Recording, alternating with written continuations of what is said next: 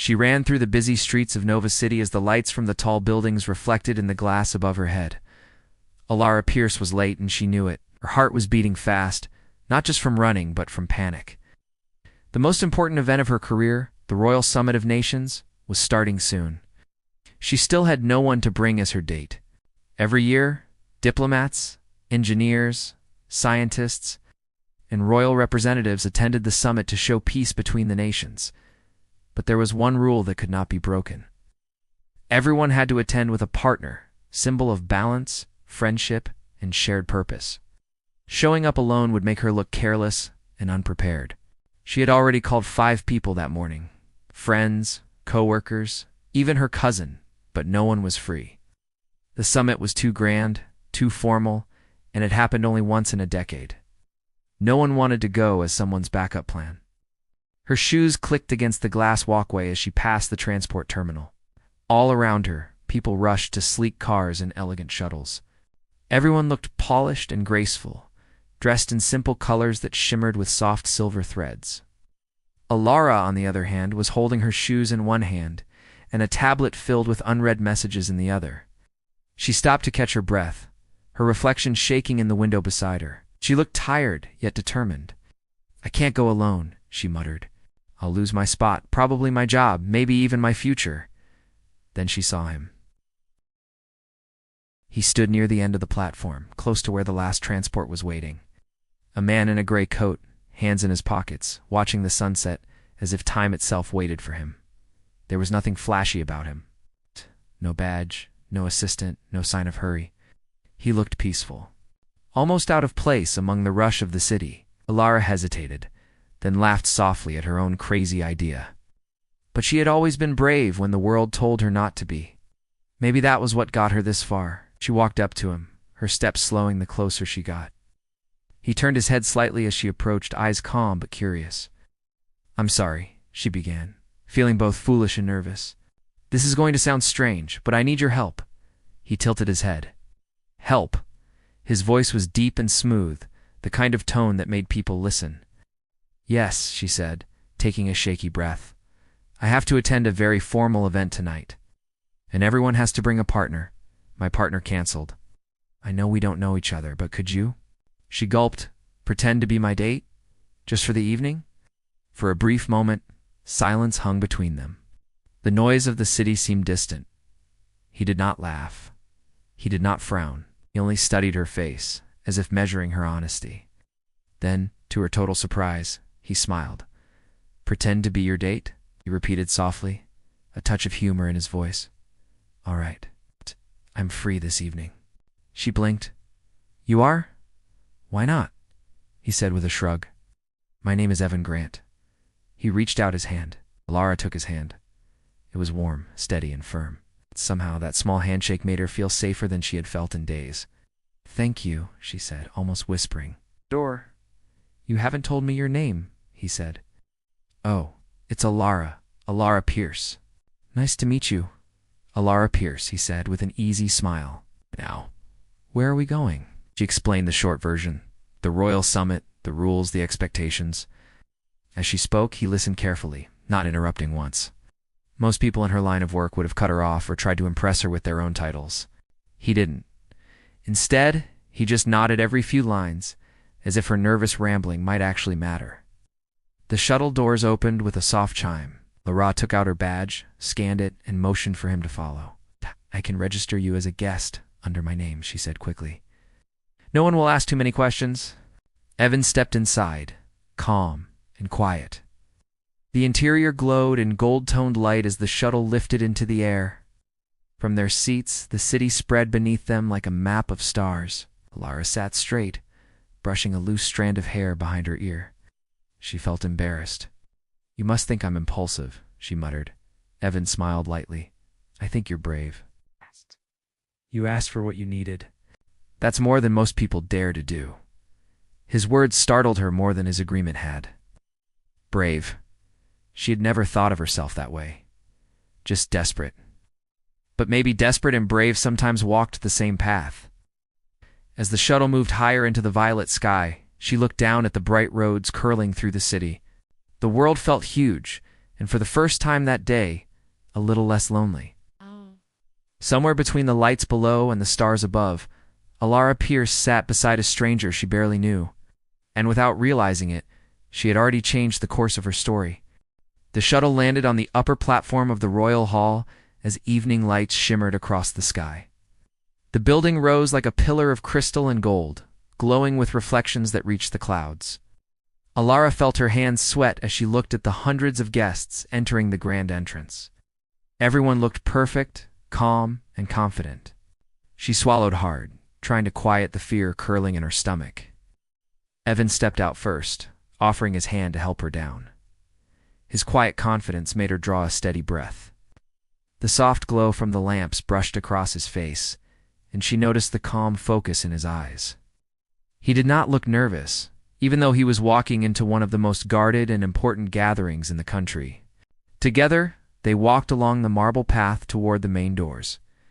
Guards scanned their badges and records, their faces serious. When the scanner light turned green, Alara finally let herself breathe again. Inside, the hall looked like a dream. The ceiling shimmered like melted glass, and music flowed from the balcony above. Guests gathered in groups, exchanging polite smiles and careful laughter. Light from moving chandeliers spread gold and silver across the crowd. In the center, the Queen's emblem shone over a raised stage, waiting for the opening speech. Alara could not believe how steady her companion seemed. He stood beside her with quiet grace, hands folded loosely, his eyes wandering not out of boredom, but deep attention. "Do you come to events like this often?" she asked quietly, forcing a smile. "Not exactly," he said. "I prefer places where people talk about real things." She let out a small laugh, surprised at his honesty. "Real things? You mean not politics and royal promises? Those have their place," he said with a small grin. "But I like hearing what people dream about when the speeches are over." She looked at him, wondering again who this man really was. He didn't seem like an ordinary worker or someone looking for connections. There was something about how he spoke ungrounded, almost too sure of himself. A familiar voice pulled her from her thoughts. "Alara, you made it," said a tall woman with sharp eyes and a composed smile. It was her superior, Director Lane. "And you found a partner. I was starting to think you'd attend alone." Alara returned the smile, keeping her voice smooth. "This is Evan. He kindly agreed to join me at the last minute." Director Lane's eyes moved to him with brief curiosity. "And what field are you in, Mr. Grant?" Before Alara could worry, Evan answered lightly, "Engineering. Help build connections that keep our world together." It was true enough to sound believable, yet vague enough to hide everything else. The director seemed satisfied, gave one polite nod, then drifted away toward a cluster of diplomats. Alara exhaled quietly, then turned to him. "That was quick thinking." He smiled faintly. "Not really. It's what I do." The ceremony began soon after. The Queen entered through the main arch wearing a simple white gown that carried a presence stronger than gold. Speech echoed through the grand space, speaking of unity and rebuilding after past years of struggle. The air in the hall grew still as everyone listened. Evan stood silent, watching not just the Queen but the crowd, the way people held their breath, the mix of hope and worry in their faces. He leaned slightly toward Alara and whispered, "They want to believe in something again." She whispered back, "They do." After the speech ended, people moved to the banquet area. Music played softly, and glowing screens displayed new alliances between regions. Evan guided her through the group with natural ease. It was strange how easily he fit in, though no one there had any idea who he really was. As they paused near the glass wall, the city below sparkled like a field of fireflies. "It's beautiful," Alara said. "It is," Evan agreed. "But beauty fades if there's nothing real behind it. Do you believe they'll keep their promises?" She thought for a moment. "I want to. I think people can change if they're reminded why it matters." He looked at her with quiet interest. "You speak like someone who still has faith in people." "I do," she said softly. "It's all I've got." The sound of cameras clicking pulled her attention back. Guests were taking official photos, and her name was called. She hesitated, unsure how to pose or stand gracefully. Evan offered his arm, calm and sure. "Shall we?" She nodded, taking his arm, and stepped into the light. The flash blurred her sight for a moment, and when she blinked, she noticed the calm expression he wore. as if cameras and powerful eyes didn't bother him at all. The evening continued with laughter, polite toasts, and talk of future treaties. Yet under all the carefully chosen words, Alara could feel something strange. It wasn't fear, but curiosity rising stronger each minute. Who exactly was the man standing beside her, moving through the crowd, as if he belonged everywhere? As the music slowed, Evan leaned closer and said quietly, "Human ambition is both a gift and a curse. The question is, who carries it better, the ones who dream or the ones who build?" Alara smiled faintly. "Maybe the ones who do both."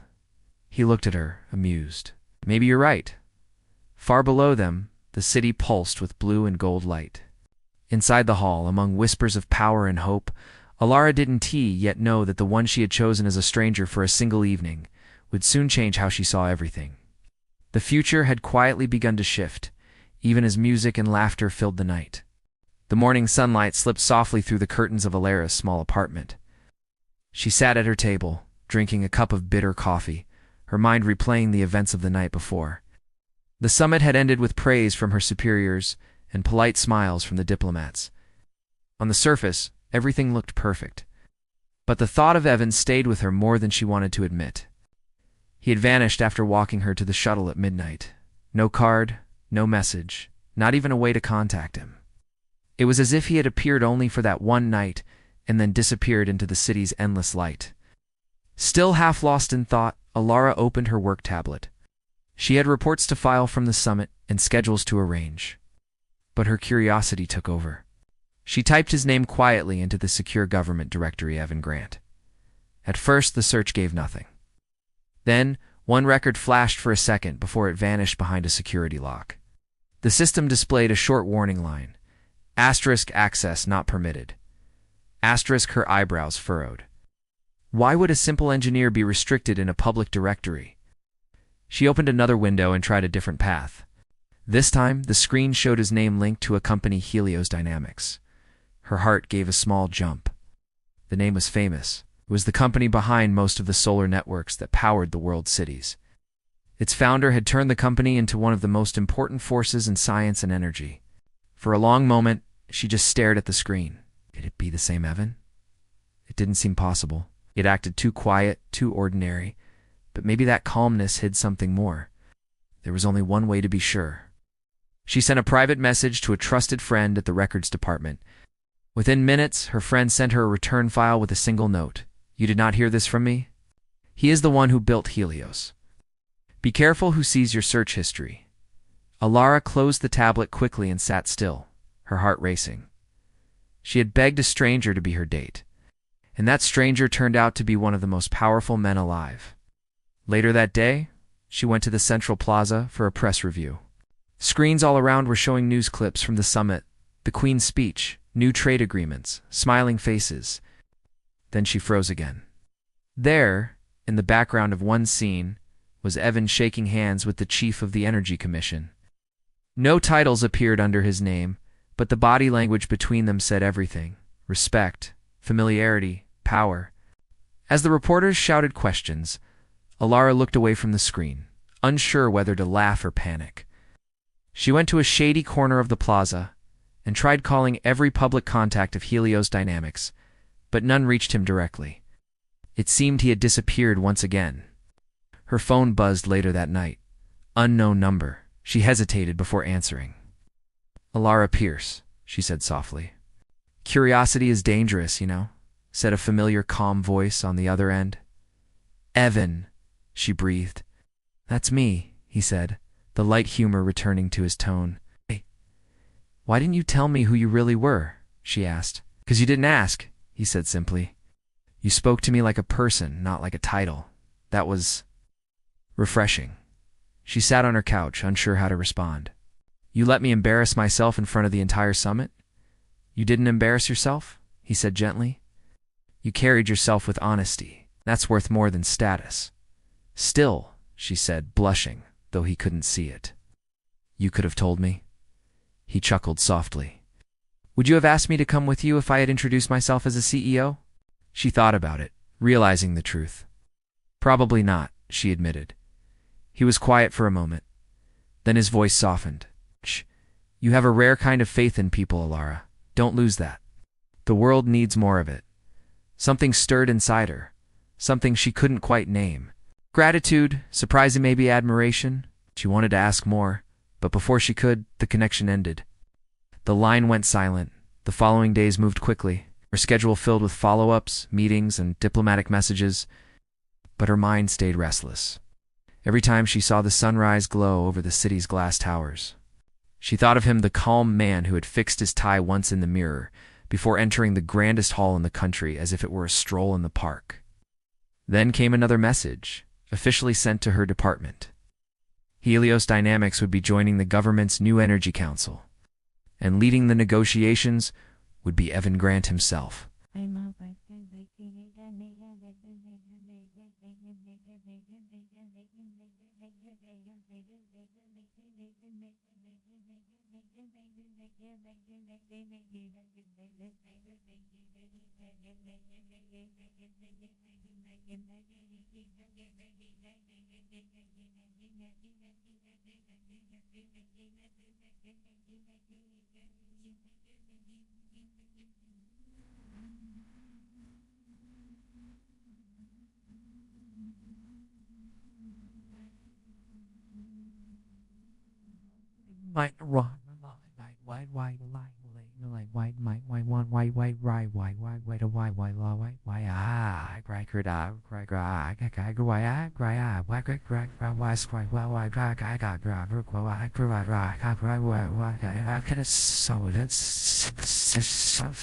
Alara stared at the message for a long while. It wasn't only surprise this time. It was a strange mix of fear and anticipation, because soon she would have to face him again, no longer as the stranger she had begged to be her date, but as one of the most powerful voices in the world. She closed her eyes and smiled faintly. Life had a strange way of turning sudden choices into the start of big stories. She had wanted help for one evening. Instead, she had stepped into something bigger, something that felt like the beginning of change. Outside, the city lights blinked like stars caught in motion, and somewhere in that sea of light, Evan was probably watching the same sky, thinking about the next step neither of them yet understood. The weeks after the announcement passed like a storm. Alara's days became longer than ever. Meetings, briefings, and security checks filled every hour. The Royal Council wanted all departments to coordinate with Helios Dynamics for the new energy network that would power the cities across the country. Everyone was talking about the same person, Evan Grant. Reporters followed him everywhere, calling him the man who could change the future. Alara watched the news in silence. She still remembered the quiet stranger who had smiled kindly at her during the summit. But the man on the screens looked different. He spoke to cameras with calm authority. His words carried weight. His ideas moved even the toughest leaders. When the council session finally began, Alara was chosen to represent the Foreign Affairs Office. It was an honor, but it also meant she had to work directly beside Evan again. On the morning of the first meeting, she stood in front of the tall mirror in her office, trying to steady her hands. "He's just another person," she told herself softly. "Just talk, just work." The meeting hall was bright, its long glass walls showing the skyline of Nova City. People from every department sat at curved tables, talking quietly. She saw him before he saw her. Evan entered the room surrounded by a few advisors. He wore a simple black suit, no badges or titles, yet everyone turned to look when he walked in. When his eyes met hers, his expression softened for a second. Then he nodded politely and took the seat next to her. "Good to see you again, Alara," he said. She gave a small smile, trying to sound calm. "Good to see you too, Mr. Grant." He glanced at her. "It's just Evan." The meeting began with talk of expansion plans and supply issues.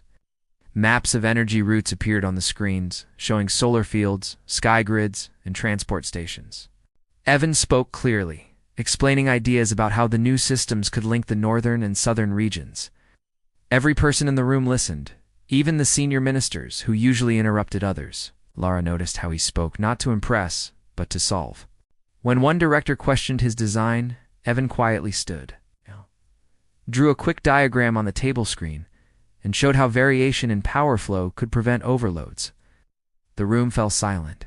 Even the most skeptical eyes softened.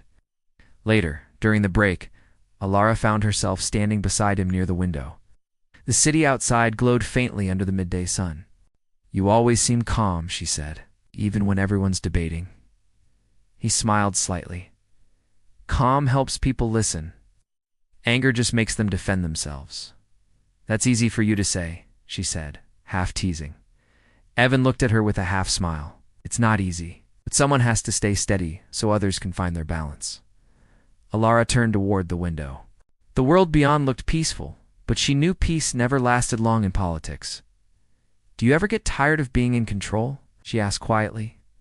"Sometimes," he said, "but building something worth keeping takes patience." As the day went on, the sessions grew tense. Reports came in about strange energy drops across the southern district. Some believed it was a system failure. Others suspected sabotage. Everyone began arguing about responsibility. When the Queen's advisor asked if Helios could fix it, Evan didn't hesitate. "We'll handle it." That evening, while the rest of the council left for dinner, Alara stayed behind to review files. The room was quiet except for the hum of data screens. She was halfway through a report when Evan walked back in. "You didn't go with them," he said. "I wanted to finish this," she replied. He walked over, his eyes on the glowing map. "You work hard." "I have to," she said. "We fail, people lose more than power. They lose trust." He nodded. "You remind me why I started Helios in the first place."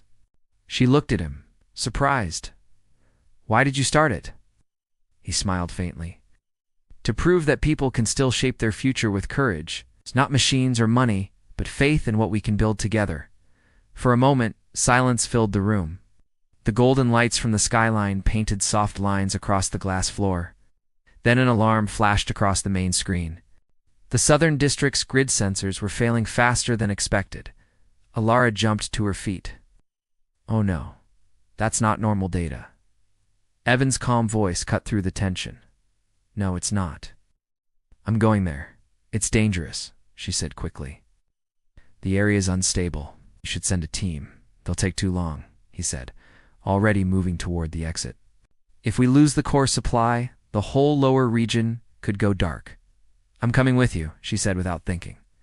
He turned to her, his expression serious. "It might get bad, Alara. Then you shouldn't be alone," she replied. "You weren't alone the night of the summit. Won't let you go alone now." For a second, their eyes locked. Then he nodded once.